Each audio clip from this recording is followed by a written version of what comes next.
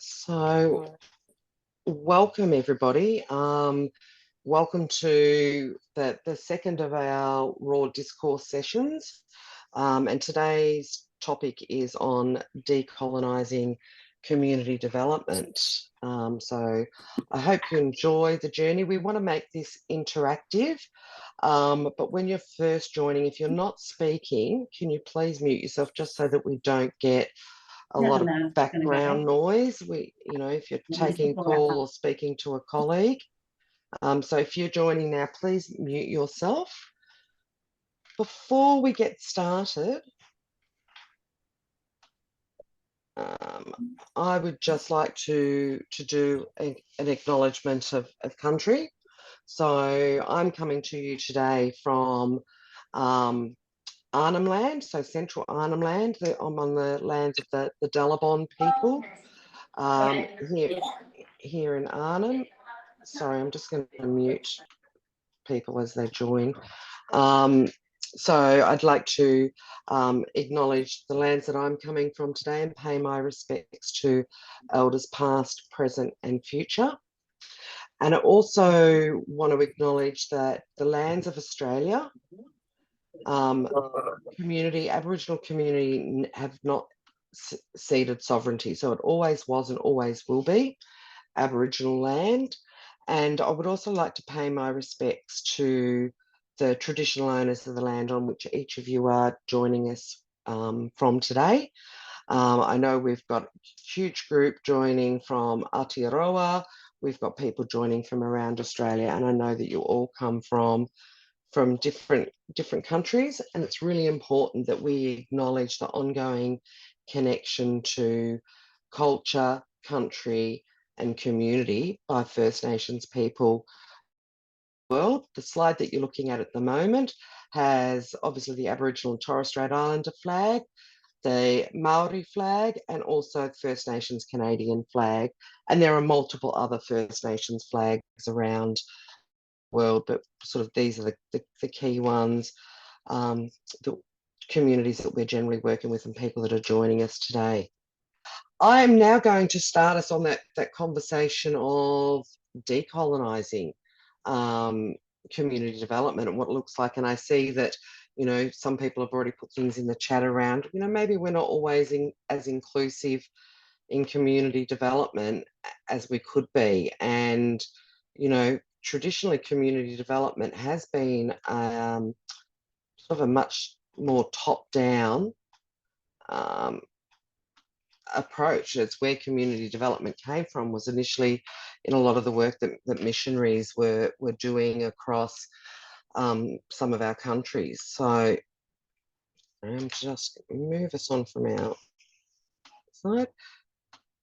So I just wanted to start with this this image, and which can be confronting to some people, but there is a strong First Nations movement around decolonisation. You can have a look, there's a Facebook page, but it really is about, thinking how we change our practices and thinking about, not just within within community development, but within all of our social and political structures, economic structures, how we can actually decolonise that. Because when Tony was doing his, the good stuff, I would even suggest that some of that good stuff that you suggested, Tony, wasn't necessarily good to the Indigenous communities, particularly around education. And I'm speaking to community here in Arnhem Land, and a lot of the elders went through the missionary system and their schooling was horrific. Yes, they can read and write beautifully in English, but they certainly weren't honoured for their knowledge, their wisdom and their language. So thinking about what decolonisation is and what it means, because we use that term a lot, in places and spaces that I am, everyone's talking about decolonising and maybe not necessarily understanding what that word is. It can be a bit like some of the words that we use in community development around, and this will tickle some people's on the course fancy, around things like empowerment and collaboration and co-design and things like that. They've almost become meaningless, because when we actually start to dig into how those terms are being used within our practices, they don't actually really represent what those terms might have originally meant. They've sort of been co-opted in various spaces. So when we talk about decolonisation, it's that undoing the effects and the impact of colonisation, and particularly some of the structures that exist in colonised nations. Because we've got to remember, colonisation was a form, really designed by the colonising nations, and generally designed by old white men. I think about, federation here in Australia, that was all designed by old white men. Women weren't in that conversation. Certainly, Aboriginal and Torres Strait Islander communities weren't in those conversations. So, we've got to think about, we're actually about looking at decolonisation is about restoring and acknowledging sovereignty, supporting communities to reclaim control over their land, their governance, and resources that were taken away during colonisation. Also supporting communities to revive cultures and traditions, and doing that in a really meaningful way, and not actually doing damage by trying to overlay the coloniser culture over Aboriginal, Torres Strait Islander, and other First Nations cultures, and actually reforming the systems and the institutions, because I can tell you some of the best governance structures I see are First Nations governance structures, because First Nations people are generally collectivist communities where not one person can make a decision. There's a whole lot of consultation that happens with community, with young people, with old people, before a decision is made. So we've got to be mindful, if we're talking about decolonising the way we work, that we actually make sure that we're allowing time for those, whether it's governance structures, reforming the system, making sure that we're respecting Indigenous values and knowledge in a really meaningful way, not in a way that just makes us look good, or it is a tick box for our reconciliation action plan, which is a system that a lot of organisations work across here in Australia. But we also need to recognise and address the historic injustices. So, if we look in Australia, the deaths in custody, the great trauma that so many communities have experienced through colonisation, we need to be mindful that we actually understand that this is not something we can fix, but we need to actually recognise and think about how we actually rectify it in the future. So if we're talking about having all voices, that we actually talk to community and go, well, what does that mean? How do we incorporate Indigenous practices in the work that we do? And I know over the years I've done lots of cultural awareness training, facilitation, and in that I talk about, if we make spaces, we decolonise spaces and make spaces safe for First Nations people, they become much more culturally appropriate and safe for lots of other people in the community. So it's not something that we want to do to black clad the way we work. We actually want to make sure that we're looking at meaningful change and supporting First Nations voices, but also supporting voices of all people in the room, because that's basically where, when I talk to people from my community and other Aboriginal communities, it's about making sure that everybody feels welcome, everybody feels it's a safe space, and they're not in the room just to tick a box. I was having a conversation with some elders And they're like, government keep coming to me because I'm a good Aboriginal, whatever that means. But what that generally means is that government have worked with you. You might be fairer skinned, you might sound like them a little bit more. So it's actually, you sound like the colonising system rather than, you know, being less fluent in English, darker skinned, all of those sorts of things. So we want to make sure that when we're talking about decolonisation, we know what that means. You know, and it may not be these 4 points that I've touched on here, but you talk with the communities that you're in, that you're placed in. You're actually connecting with First Nations people. Very hard for you as a practitioner to decolonise your practice if you're not having deep dialogue and conversations with your First Nations community around you. And it's the same with, you know, in Australia, if you're developing your RAP plan, it's to be done in partnership with, not that the First Nations, Aboriginal, Torres Strait Islander communities do the heavy lifting, but that they're actually got a meaningful seat at the table. But I also want to, in part of this session, I actually wanted to propose something slightly different to decolonisation.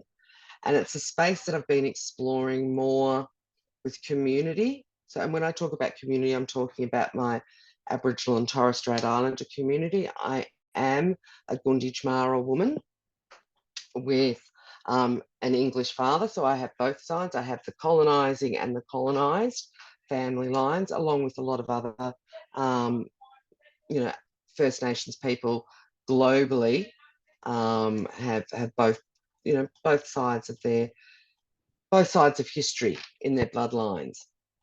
So, but what I want to propose is we move a little. What could it look like if we moved away from decolonisation and think of it more as re-indigenisation? So that revitalisation and reaffirmation of Indigenous cultures, practices, knowledge systems within a contemporary context in the way we work in community development.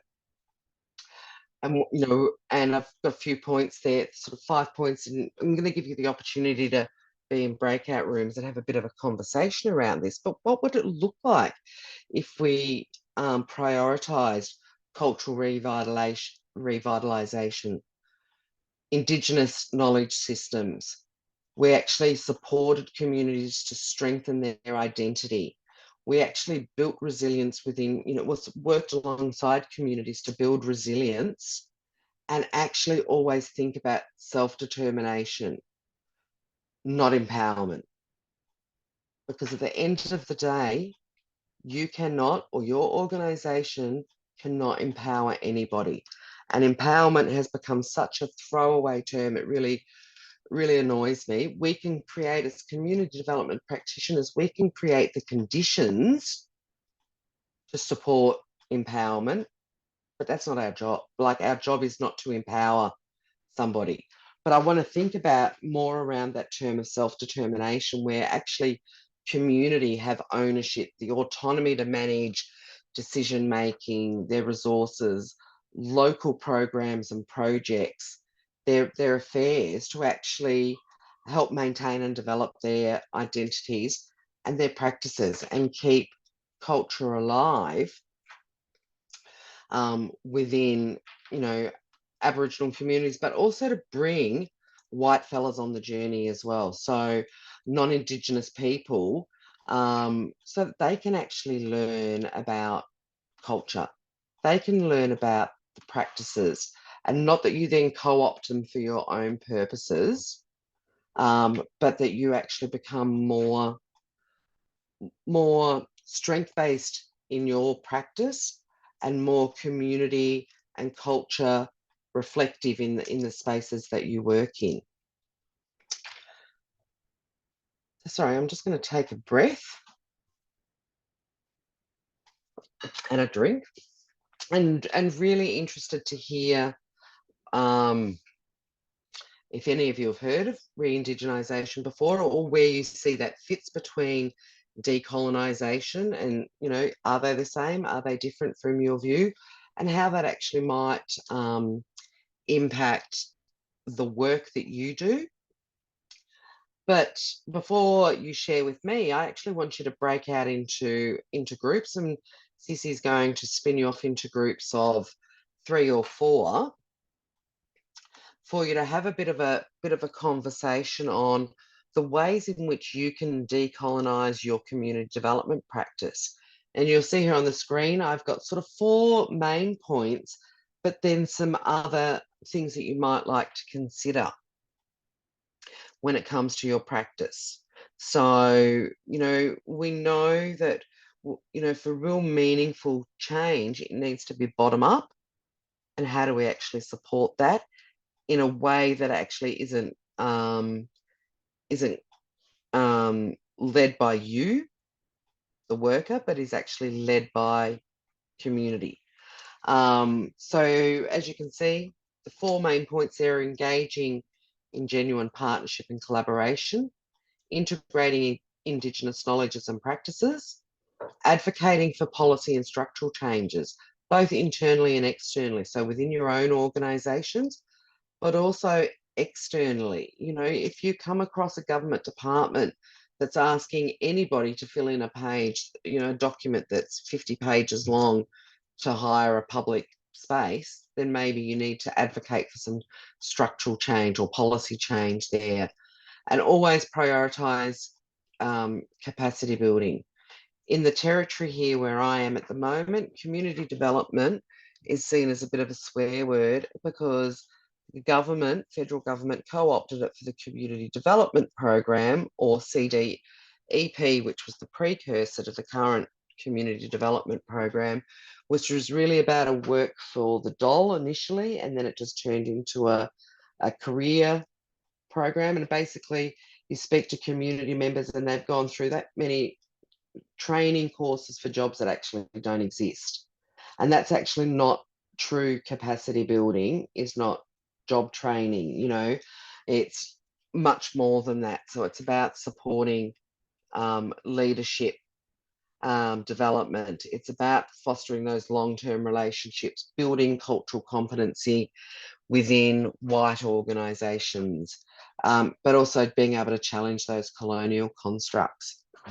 So this is just to give you a bit of food for thought as you go into your breakout groups, and you'll have about 15 to 20 minutes to have a bit of a conversation, and then we'll bring you back to the main group, and I'd like you to come back and share maybe 1 or 2 key points that your group sort of thought maybe is a way you can move forward to decolonise your practice. And maybe some of you are doing this really well already and want to actually share in your group how you're decolonising the way that you work. It might be that you've revised all of your policies, that you've sat down with community members to actually say what's working and what's not, and how do we make the system better for you. Whatever that might be, please feel free to share that with your group. Now I'm just going to stop sharing screen so I can see all your faces and just double check with Sissy that she's ready with the breakout rooms. Fantastic. Thanks, Sissy, and enjoy the conversation. So welcome back, everybody. And I know when you get thrown out to a breakout group, it's never enough time, and somebody's always thrown back here halfway through a sentence and things like that. But really would love for you to share some of your thoughts either in the chat, and maybe for a couple of people to unmute yourself and share a little bit about the conversation that you had in your breakout group.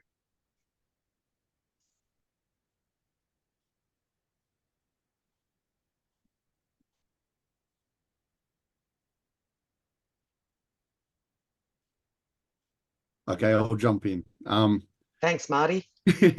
In our group, one of the things that came up and it was raised that decolonisation and re-indigenisation are almost like 2 sides of the same coin.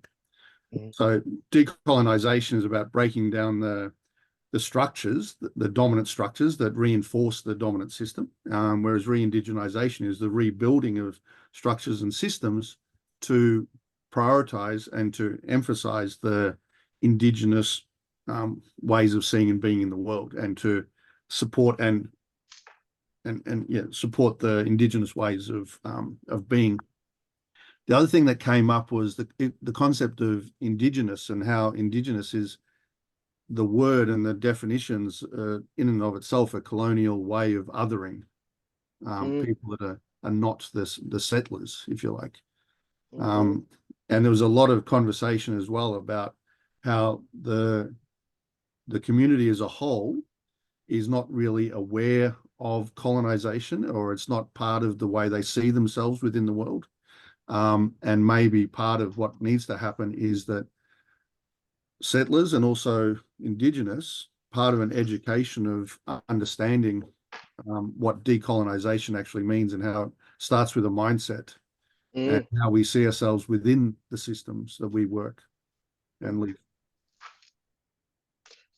Thanks, Marty. And it's interesting because quite often I hear practitioners say, I work in a really community-centered or person-centered way, and I don't actually see community or people at the center. So it can be really interesting, the language that we use in the approaches, and some government organizations that talk about community development and decolonizing have got a really interesting take on what that actually means. Anybody else want to share their bit of the conversation? And please feel free to add anything into the chat, anything that was a bit of an aha moment for you. Janelle, I can see you've unmuted. Yeah, I'm happy to jump in and just say a few reflections from our group. So I think we kind of spoke at a real practical level of how it might look. We also spoke about some of the challenges around this work, and I guess what we think is needed to help progress this in our work. So and we sort of represented councils and a land council, so coming from that kind of perspective, I guess. But we really spoke about the role of storytelling and truth telling, and how important that is to understand and humanize the history of our country and our communities so there is that shared understanding, and there is that starting point that we can all come from and connect to, I guess. We also spoke about, the need to have really strong leadership commitment and advocates at that leadership level within our organisations that can really help us break down some of the barriers and limitations, in order to undertake this work. And an example, I guess, of that we all found as a challenge, and we're talking about this, but is really, really important to a decolonisation process, is around the need to recognise relationship building and make the case for the time and the commitment it takes to build relationships in communities. And sometimes that can just be very informal, and often when we're talking about it, it's like we almost have to justify and quantify that it has to be connected to a community event or a community project or a consultation, rather than just the ability to take time and invest in those informal conversations and opportunities and get to know communities that way. So they're, I guess, some of the practical kind of things that we reflected on in our group. Yeah.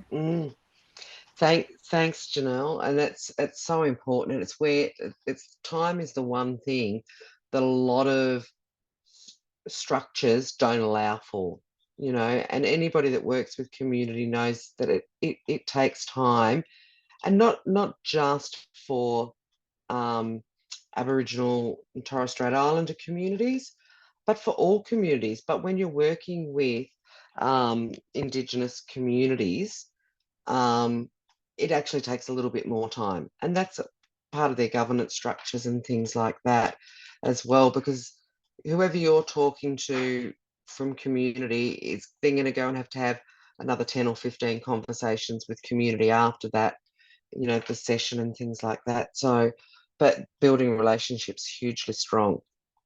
I can see Dee, actually, I'm going to call on you, and as many of you know, Dee and I used to be colleagues before I made the trek to the Territory. What do you mean used to be? Well, we still are. Everybody's a colleague in community development. But yeah, Dee, I just want to pick up on the comment you just put in the chat about what your group spoke about. Yeah, we were just sharing about different ways and strategies and things that, you know, each of us have had about being more inclusive, or around even focusing on decolonization. And it was actually just when I heard the others feeding back that I thought, I think we all spoke about something innovative. And you know, from a local government putting in place, you know, for the last 12 months, a very internally focused Indigenous unit to just focus internally on, you know, their P&Ps and teams and, you know, that kind of thing. And you don't hear a lot of local government doing that. And then Emmanuel was just absolutely inspiring in the work that he's looking at. It's how CD can kind of respond to people's parenting strategies post-genocide, like just really innovative stuff, like and powerful and important. So yeah, I was just kind of reflecting on that there's these incredible things happening. And I guess I left that conversation, now that little breakout room, with a bit more hope, you know, that things are shifting and changing, and that we've got to keep doing it. Yeah. Thanks, Dee. And before we wrap up, I actually want to throw to Central Land Council mob there. And I know that you were in the same group as Janelle, but is there anything that you want to share from that conversation, Jamie and crew? And could I have a go after them too, Michelle? Absolutely, Corinna. We're just having a fight here about who's going to say something. Yeah, Janelle fed back for our group and really covered a lot of what we spoke about, but just emphasising again that point around questions of time and how time is valued and understood in an organisation being really, really crucial, and the time for relationship building, the time for informal conversations, and the valuing of that being really, really important. And it's just you know, even for us here, it can be a challenge to do that work when you've got, you know, to factor in travel to communities that could be up to 14 hours away by car, and you know, these trips months in advance. So having that time to be spontaneous, and work, you know, take time over the weekend to stay and spend time with people is a challenge. Excellent. Thanks, Jamie. And Corinna, my sister from across the ditch. Yeah, I just wanted to add, and I'm talking from my former self, from a former job I did, where we had a lot of scope and support around the community development approach. And because I'm Māori, my community development approach is much more built, it's values-based and principle-based. So you mentioned there about relationships with whanaungatanga and whakawhanaungatanga are the words that we prioritise as number one when you're working with communities, especially communities that aren't my colour. But I found it very interesting before I left the organisation I worked with over the time that we did a lot of work with our tenancy communities, and we were able to learn from them actually, and how open they were and receptive they were around sharing the space with Indigenous thinking and models. So when they were introduced to things like whanaungatanga sharing or manaakitanga, you know, caring, and they were really interested and open to those concepts. And what blew their minds was how we think as a community and not as an individual, where they sat in their flats on their own, most of them, and that there was this group of people that were coming to them with these, and these are all community development principles that I'm talking about. And we were able to unfold and work with them and be inspired by them to really pull it out of ourselves as far as community development practitioners go. So those principles are what guided us, and they're no different than what Māori operate in and have been operating in for hundreds of years. Thanks, Corinna. And I think sometimes you just got to shut up and listen. That's the best job you can do as a community development practitioner, and drink copious amounts of cups of tea in the process. So, you know, Dee and I have spoken for years about, you know, a KPI for community development practitioners should be, how many cups of tea have you had with community this week? Because that's where it all happens. It's that relationship building. And you know, when you can just shut up and listen to community, it's actually when you learn, and then you actually see where you can support people, and walk alongside the community and not do two communities.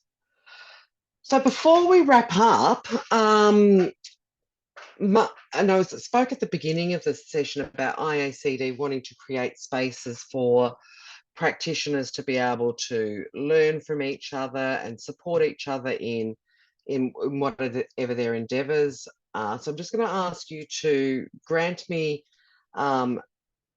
about 90 seconds as we throw to Marty, who's going to talk about what he's doing, and actually ask for the collective community to be a part of that. So over to you, Marty. Thank you very much, Michelle. I'm a born-again student. I actually started engaging in a study or a master's of Aboriginal studies after spending time working overseas for about 18 years in capability development, mainly Indonesia and Papua New Guinea and different countries in Africa. Then I came back to Australia and doing some work in Aboriginal communities in the Northern Territory. And then one of the things I realized is that what I knew about Aboriginal communities, Aboriginal situation was rubbish. And that what I'd been taught was, pardon the French, but crap. So I wanted to learn more. So part of my studies is a thesis. And my thesis subject is evaluating community development principles, decolonisation efforts in Aboriginal communities of the Northern Territory versus persistent settler colonial dynamics. In other words, is community development being used to further the systems or the settler colonial systems, or is it about decolonisation? Now, one of the things I looked at, this is from the community development practitioner point of view, and looking at two sides. One is, how do we perform community development in a Indigenous sensitive way? The other is, are the projects that are currently going on amongst the different land councils furthering the current systems, or are they focused on decolonisation or re-indigenisation? Currently, for example, in the Northern Land Council, it's about half and half. Some of the projects are about, like, for example, churches and building the local oval, etc., or while some are about having cultural camps, etc., etc. So what I'm asking is that in the next month or so, there'll be a survey will come out, and it won't be too long. And basically just the way that this group and IACD practitioners actually view this subject, and I'll incorporate that into my thesis as a voice of the practitioner view. I'm also doing some textual analysis as well. And for information, the IACD texts really don't emphasize indigenization or decolonisation. It's actually the highest ratio against that ratio of all the texts, of all the 20 texts that I've analysed. And I think there's an opportunity within IACD to actually farm that out and basically decolonisation, re-indigenisation in settler colonial countries. So if you could do that for me, I'd be very much appreciated, and it will help to support this body of work. Thank you. Thanks, Marty. And yes, so if you're an IACD member, you will be getting a link. Marty and I have been having yarns, and yeah, you'll get the link to the survey so that you can just support his studies. And I'm really, it's something that I'm keenly interested to read the paper at the end. And I don't often say that because I'm not a great reader. So yeah. And if Marty, when you finished a paper, if you can do it in a 3-minute TikTok, I'm all over that as well. So, you know, get all the concepts there. So thank you all for joining us. And I do encourage, if you're not a member of IACD, jump on our website, have a look. We have these raw discourse conversations here in Oceania. but we also have specific members calls where we can yarn about all sorts of things, and it's great to see some members that have been involved in those yarns. And you can also join conversations from other parts of the globe. You know, the Sub-Saharan African team do an amazing job at hosting a whole lot of webinars, as well as Europe and the US. So please, and we need voices like Marty, because I've just been on a bit of a diatribe with IACD about decolonisation, empowerment, self-determination and things like that. I need more voices in my corner. And you'll be interested, Marty, when the new strategic plan comes out. There's some different strategic directions for IACD based on the conversations we've been having internally. So thank you all. Have a wonderful Friday. Have a great weekend, and Sissy and I will see you next month if you're a member, and join the member call. So thanks a lot.